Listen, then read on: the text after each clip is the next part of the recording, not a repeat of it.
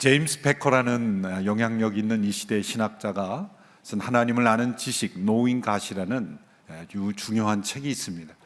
그 책에서 그는 우리가 하나님을 알아가는 지식에 있어서 나타나는 아주 중요한 문제를 지적합니다.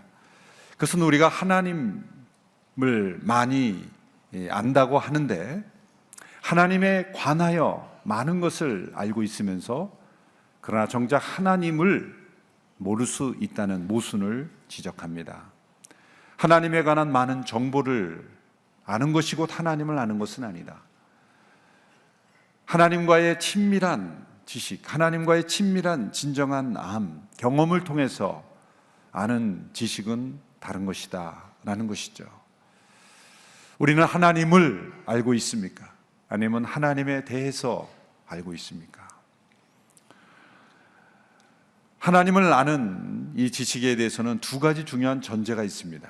첫 번째는 하나님을 아는 지식은 전인격적인 경험을 통해서 알 수 있다는 거죠. 어떤 지식이나 또 어떤 감정만으로, 어떤 의지만으로 우리가 하나님을 아는 것이 아니라 전인격적인 경험, 그 하나님과의 만남, 그 하나님과의 사귐을 통해서 나아갈 때 우리가 하나님을 비로소 안다라고 말할 수가 있는 것이죠. 그래서 히브리어의 안다라는 이 동사를 부부간에 서로의 친밀히 아는 그런 그 사귐의 그 단어를 동일하게 사용한 것, 경험을 통해, 사귐을 통해, 만남을 통해 깊이 알아가는 그것이 하나님을 안다라고 말할 수가 있습니다.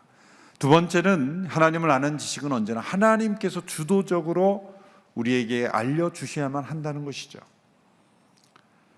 우리가 다른 사람을 알 때도 그 사람을 알려는 주변 사람들의 노력보다도 더 결정적인 것은 그 당사자가 자신을 열어 보여주어야 합니다. 내가 어떤 사람인지 자신을 열어 보여주는 만큼 우리는 그 사람을 알 수가 있는 것입니다.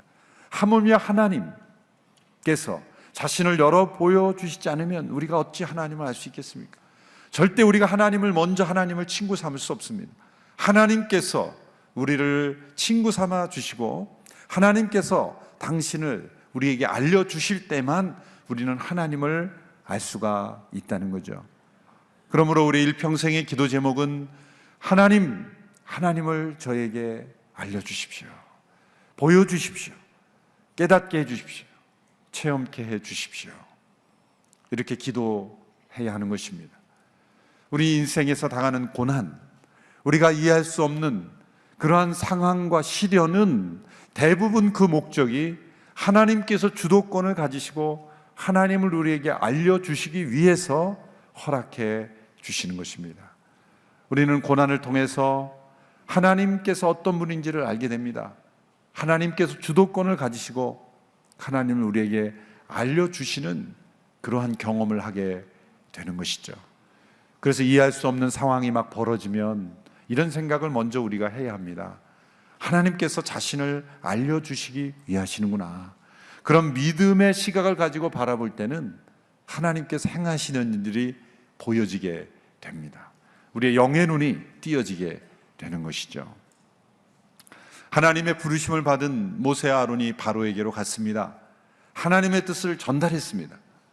그런데 바로는 거절했습니다.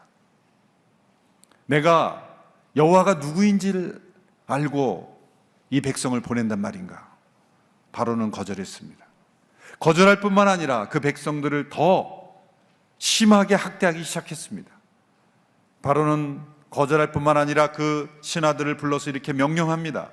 이 백성들이 지금 게을러서, 이 백성들이 지금 시간이 많기 때문에 이런 엉뚱한 생각을 하고 이런 사람들이 와서 하는 이 쓸데없는 거짓말에 속아 넘어가는 것이니까 벽돌을 만들 때 필요한 집 재료를 제공하지 마라. 벽돌의 양은 동일하게 생산하도록 하고 그 필요한 집을 스스로 각자가 다 마련해서 벽돌을 만들라 그래라. 예전에는 집을 만들어주고 그 집을 가지고 재료를 가지고 벽돌을 만들기만 하면 되는데 이제는 재료까지 다 찾아 만들어야 된다는 거예요. 일이 가중된 것뿐만 아니라 더 어려워졌죠. 그런 이스라엘 백성들이 모세와 아론을 환영하겠습니까? 당신들이 왜 쓸데없이 바로에게 가서 되지도 않은 일을 시도하다가 이렇게 일을 어렵게 하느냐? 당신들이 바로에게 칼을 쥐어줬으니 당신들이야말로 하나님의 심판을 받아 마땅한 사람이다. 이렇게 모세와 아론을 항의하고 저주하기까지 했습니다. 바로는 완강하게 거절하고 상황은 더 악화되고, 그리고 백성들마저 모세와 아론의 리더십을 인정하지 않는 최악의 상황이 된 거죠. 여기서 우리는 질문을 던져야 합니다. 모세와 아론은 하나님의 부르심을 받아 바로에게로 가서 뜻을 전했습니다. 하나님의 뜻을 따라 순종하면 사람들에게 왜 상황은 더 악화되는 것일까? 이런 질문을 던질 수밖에 없죠. 모세는 하나님 앞에 나아가 항변합니다. 그것이 5장 22절 23절의 말씀입니다. 우리 같이 한번 읽어보겠습니다. 시작. 모세가 여호와께 돌아와서 말했습니다. 여호와여, 왜 이 백성들이 학대를 당하게 하셨습니까? 왜 하필 저를 보내셨습니까? 제가 바로에게 가서 주의 이름으로 말한 이후로 바로가 오히려 이 백성들을 공경에 빠뜨렸습니다. 우리는 모세의 입장을 충분히 이해할 수 있습니다. 백성들이 더 학대당하게 된 것도 안타깝고, 또 다시 한번 백성들에게 또 인정받지 못한 것도 안타깝지만, 무엇보다도 하나님의 부르심을 따라 순종해서 갔으면 무슨 역사가 일어나야 될 것 아니겠습니까? 그런데 설상가상으로 더 상황은 복잡해지고 어려워지고 풀리지 않는 매듭처럼 되어버린 것입니다. 우리는 이 모세의 기도, 모세의 하나님께 드리는 이 항변을 불신앙, 불평으로만 이해해서는 안 됩니다. 어떤 상황이 일어날 때 하나님께로부터 받은 뜻, 하나님의 계획, 하나님의 부르심과 일어나는 상황이 정반대의 상황으로 일어날 때 우리는 당연히 그 문제를 가지고 하나님 앞에 나가야 되는 것이죠. 하나님의 뜻대로 한다면 이런 상황이 이루어져야 되는데 왜 상황은 정반대의 상황입니까? 라고 하나님 앞에 가지고 나아가는 것, 이것은 매우 당연한 일입니다. 많은 시편 기자들의 고백이 그런 고백입니다. 정직한 영혼은 그 일어나는 상황이 하나님의 뜻과 정반대되는 방향으로 갈 때 그 문제를 가지고 하나님 앞에 나아가게 되는 것이죠. 그러므로 이 모세의 항변은 의심에서 나온 것이 아니라 믿음에서 나온 것입니다. 단순한 불평이 아니라 반드시 있어야 될 어떤 호소인 것이죠. 필립 얀시라는 분이 쓴 하나님께 실망했습니다, 그런 책이 있죠. Disappointment with God. 그 책에서 중요한 관점 하나는 하나님께 전혀 실망하지 않는 사람이 있다면 그는 바로 무신론자이다. 하나님께 전혀 실망하지 않는다는 것은 하나님을 믿지 않는다는 거죠. 하나님께 대한 실망은 누가 느낍니까? 하나님을 믿고 의지하고 순종하며 나아가는 사람들이 느끼는 것이지, 순종하지도 않고 하나님께 아무런 것도 기대하지 않는 사람은 전혀 실망을 경험하지 않는다는 거예요. 하나님의 뜻에 순종하며 나갈 때 마땅히 이루어질 것이라고 기대했던 상황이 이루어지지 않을 때 우리는 큰 낙심과 실망을 하나님께 대하여 가질 수 있다는 거예요. 하나님은 그 자체를 정죄하지 않으십니다.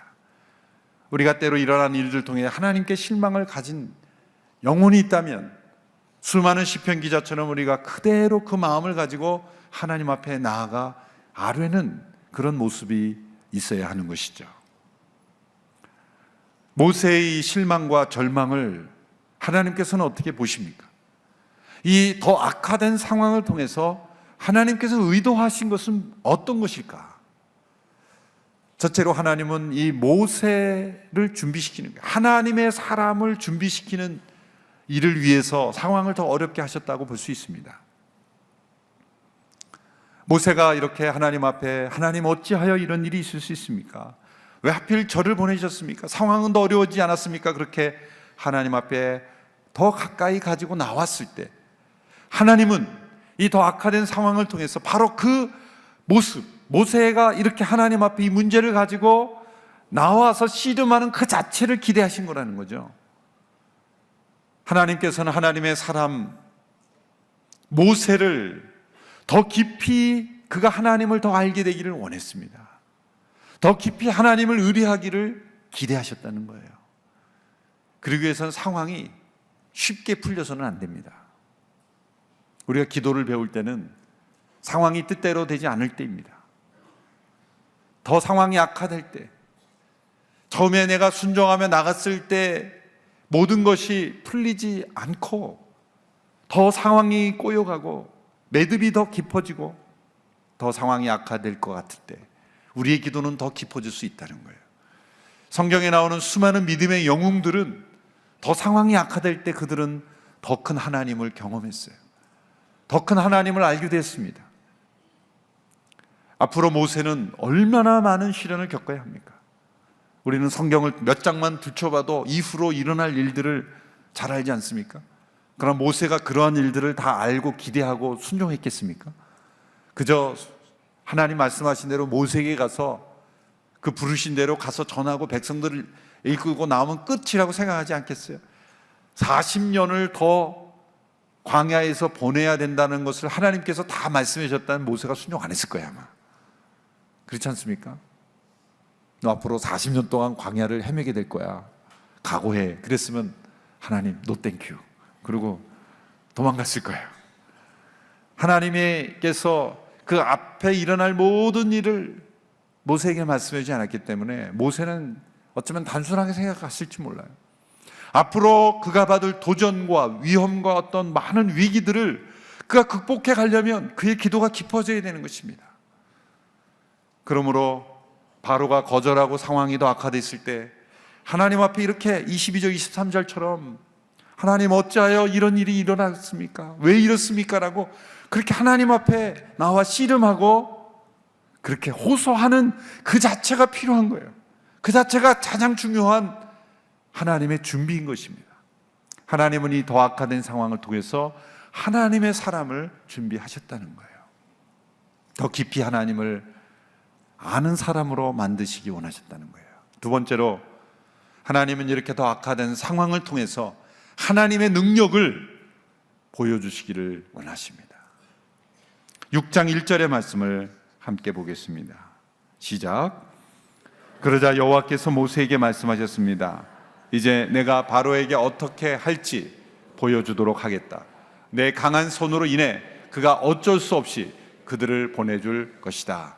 내 강한 손으로 인해 그가 어쩔 수 없이 그들을 자기 나라에서 내보내게 될 것이다.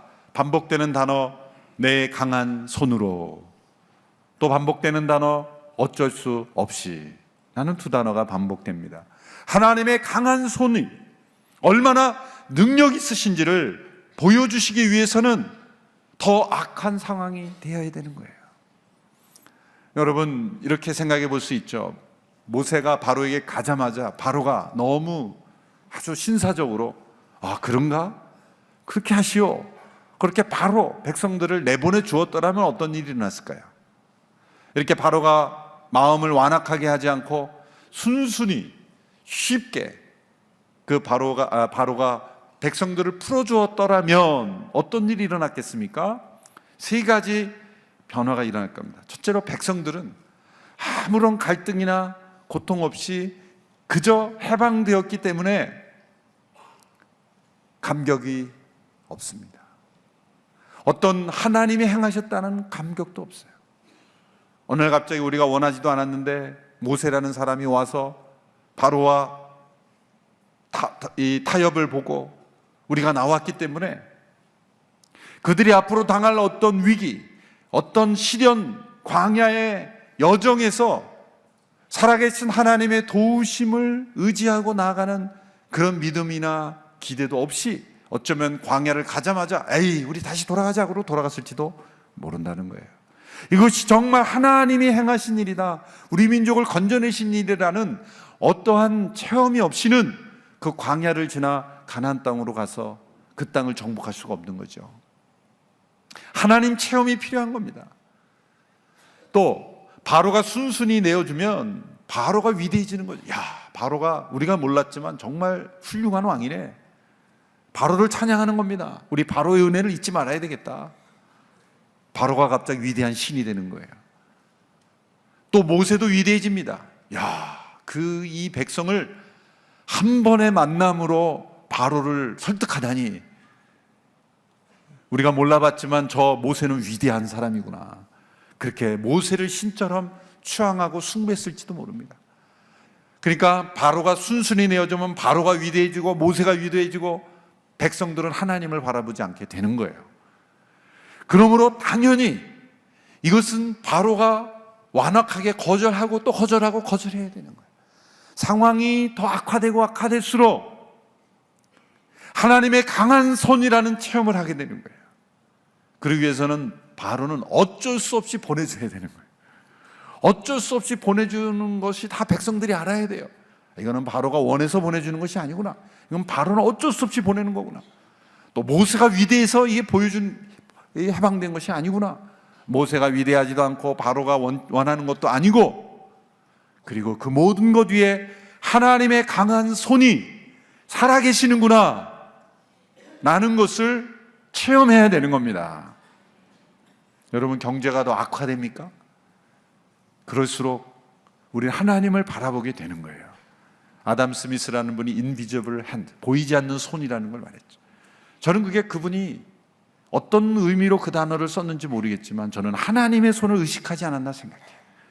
여러분, 경제가 잘 되면 어떤 지도자가 또 칭찬을 받고 위대하다고 얘기할지 모르죠. 정말 경제가 최악의 상황에 있을 때 우리는 하나님의 강한 손을 바라보게 되는 거죠. 하나님께서 일으켜 주셨구나.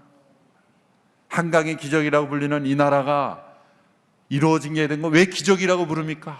우리가 노력한 것 위에 어떤 축복이 있었구나라는 것을 믿지 않는 사람들도 인정한다 해서 기적이라는 단어를 쓰는 거 아니겠습니까? 우리는 기적을 필요하지 않는 우리 자신의 생각과 능력을 의지하는 인생을 살 때 하나님께서는 때로 우리의 상황을 더 악화시키시므로 하나님의 강한 손을 바라보게 하시는 겁니다. 하나님의 능력을 보여주기 위해서. 그래서 이 드라마틱한 출애굽의 기적, 이것은 정말 하나님이 하신 거구나, 하나님만이 영광 받으시고 하나님만이 경배 받으시기 위해서는 상황은 더 악화되는, 그래서 분명 하나님의 뜻인 줄 알고 갔는데 상황이 악화되었다, 하나님의 강한 손을 보여주기 위해서이구나 라고 그렇게 생각하시면 정확하다는 거죠. 세 번째로, 하나님께서는 이 악화된 상황을 통해 하나님의 이름을 알게 해주기를 원하시는 겁니다. 하나님의 이름이라는 것은 하나님의 존재 그 자체입니다. 하나님의 이름을 안다는 것은 하나님을 경험했다는 거예요. 그 이스라엘 백성들이 살아계신 하나님을 경험하기를 원하신 것입니다. 6장 3절의 말씀을 보십시오. 6장 3절 시작. 내가 아브라함과 이삭과 야곱에게 전능한 하나님의 이름으로 나타나긴 했지만 내 이름 여호와로는 그들에게 알리지 않았다. 이 구절을 잘 보시면 많은 분들이 오해를 합니다. 아브라함과 이삭과 야곱에게 전능한 하나님의 이름으로 나타나긴 했지만 여호와로는 알리지 않았다. 그런데 창세기를 보면은 아브라함과 이삭과 야곱이 여호와라는 이름을 부르거든요. 여호와라는 이름이 나옵니다. 그런데 6장 3절에 보면 여호와로는 알리지 않았다. 그런 이건 모순 아닌가? 그래서 많은 자유주의적인 시각을 가진 분들은 그러므로 이 모세오경은 여러 명의 사람들이 편집해서 작성한 것이 충돌이 일어나는 것이다. 그래서 여호와라는 그 이름을 쓴 문서가 따로 있고 또 전능한 하나님이란 이름을 쓴 이름이 따로 있고, 그래서 제2문서, P문서, 이문서, 이렇게 소위 문서 편집설, 그의 근거가 되는 구절입니다. 이것은 상당한 오해이죠. 여러분, 이름으로 불리워진다 그래서 그 의미를 다 알고 부릅니까? 우리가 우리말로 쓰는 단어 중에서도 늘상 사용하지만 발음으로는 다 사람들이 알지만 그 의미가 어떤 건지는 모르고 쓰는 단어도 얼마나 많습니까? 하나님에 관한 어떤 이름을 불리워진다고 해서 그 이름이 무엇인지 압니까? 우리 자녀들, 어린 자녀들을 불러먹고 물어보십시오. 부모님이 주님 주님 그러면 그 자녀들이 주님이란 의미를 알고 쓰는 겁니까? 그냥 사용되니까 쓰는 것도 있잖아요. 나중에 그가 성인이 되어서 어떤 신앙 체험을 통해서 예수님을 주님이라고 부르는 이유가 이거구나 라고 그 이름의 의미를 알게 되는 것은 훨씬 이유가 아니겠습니까? 그러므로 족장들 시대 창세기에 여호와라는 이름이 불리어졌다 그래서 그 이름의 의미를 안다라고 볼 수 없는 거예요. 여기서 여호와로는 그들에게 알리지 아니하였다고 하는 것은 사용되지 않았다는 게 아니라 사용했을지라도 알지 못하고 체험하지 못하고 그렇게 사용해 왔지만 이제는 내가 그 여호와라는 이름의 의미를 알게 하겠다라는 것을 말씀해 주시는 겁니다. 그러므로 6장 1절에서 8절까지의 이 하나님께서 주신 말씀이 바로 하나님께서 여호와이심을 알게 하시기 위해서 어떤 일을 행하실까를 설명하는 것입니다. 우리말 성경에서는 정확하게 카운트가 잘 되지 않지만 히브리 성경에서 7번의 하나님의 자기소개가 나옵니다. 첫 번째는 나는 여호와라 라는 선언으로 나옵니다. 마지막 7번째도 오늘 본문 8절에 나는 여호와다 이렇게 하죠. 처음과 마지막이 나는 여호와다, 나는 여호와다라고 끝납니다. 그리고 그 중간에 5번의 하나님의 자기소개가 나옵니다. 두 번째는 그들의 조상과 세우신 언약을 기억하는 하나님이십니다. 4절 5절의 말씀 우리 같이 읽습니다. 시작. 또 그들이 이방 사람으로 살던 곳 가나안 땅을 주리라고 그들에게 언약을 세워 주었는데 이제 이집트 사람들 아래에서 종노릇하는 이스라엘 자손들의 신음소리를 듣고 내가 언약을 기억했다. 기억했다는 것은 새까맣게 잊어버리다가 생각났다는 게 아닙니다. 하나님은 그 언약을 계속 기억하고 계시고 알고 계시고 이제는 그 약속대로 행하실 때가 되어서 행동하실 때를 기억하셨다는 거예요. 어떤 약속을 기억했다는 말입니까? 아브라함에게 주신 언약이죠. 조금 길지만 함께 읽어봅니다. 창세기 17장 6절에서 8절 말씀 같이 읽어보겠습니다. 시작. 내가 너를 크게 번성케 하겠다. 내가 너로 말미암아 나라들을 세울 것이며 왕들이 너로부터 나올 것이다. 내가 내 언약을 나와 너 사이에 그리고 내 뒤에 올 자손 사이에 세워 영원한 언약으로 삼고 내 하나님 그리고 내 자손의 하나님이 될 것이다. 내가 지금 나그네로 있는 이 가나안 온 땅을 내가 너와 내 자손에게 주어 영원한 소유물이 되게 하고 나는 그들의 하나님이 될 것이다. 두 가지 중요한 것, 너희 이 자손을 크게 번성하게 할 것이다. 또 한 가지는 가나안 땅을 너희에게 유업으로 줄 것이다. 그것을 통해서 너희는 내 백성이 되고 난 너희 하나님이 되리라. 아브라함에게 주신 400년 전 이상 이전에 주신 말씀이에요. 또 아브라함에게 그 이전에 그러면 어떻게 이 약속이 이루어질 것인가 그 구체적인 과정과 방법도 말씀해 주셨습니다. 그것이 창세기 15장 13절에서 16절입니다. 또 우리 같이 한번 읽어보겠습니다. 여호와께서 그에게 말씀하셨습니다. 너는 분명히 알아라.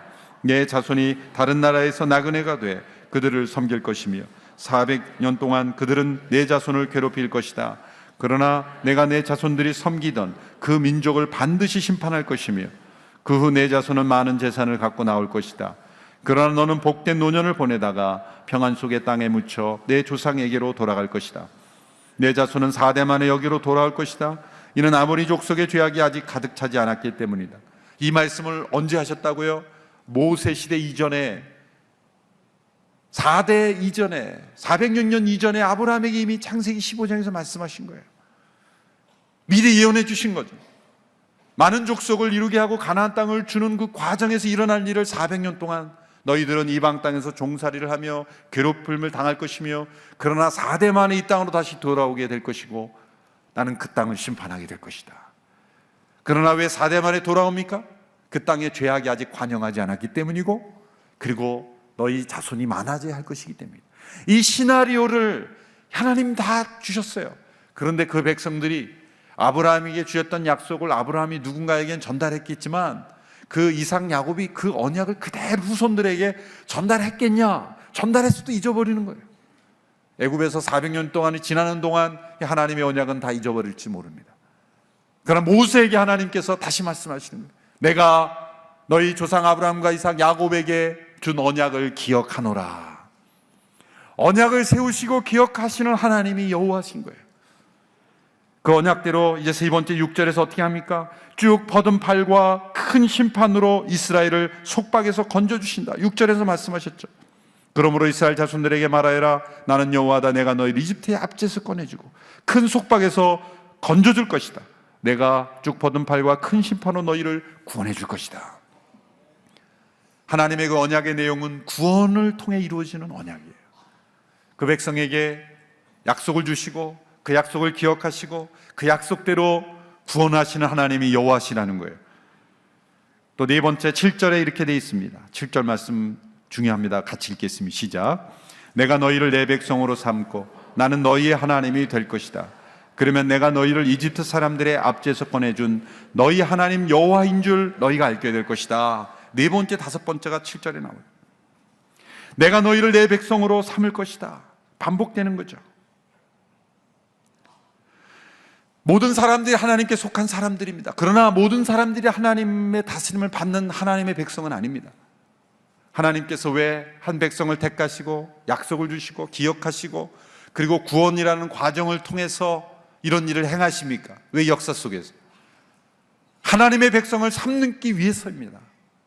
그런 과정이 없이는 하나님을 순종하지 않고 하나님의 백성으로 살아가지 않기 때문에 역사 속에 하나님이 찾아오셔서 엘샤다이, 그 지극히 높으신 하나님, 하늘에만 계신 하나님이 아니라 그 백성 속에 찾아오시고 약속을 주시고 약속을 지키시고 구원하시는 그 과정을 통해서 하나님께서 여호와심을 알게 하는 거예요. 그리고 하나님의 백성으로 살게 하시는 거예요. 너희는 내 백성이 되고 나는 너희의 백성이 되리라. 성경에 많이 반복되는 이 구절이 나올 때마다 정말 기억해야 됩니다. 하나님이 나를 구원하신 건 내가 하나님의 백성이 되고 하나님이 나의 하나님이 되시기 위함인 것이다. 거기서 그치지 않습니다. 8절에 보면 가나안 땅을 유업으로 주실 것이다. 맹세한 땅을 너에게 줄 것이다.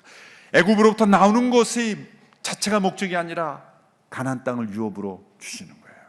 우리에게 새 하늘과 새 땅을 유업으로 주시는 것입니다. 그림으로 말미암아 하나님께서 여호와이심을 알게 될 것이다.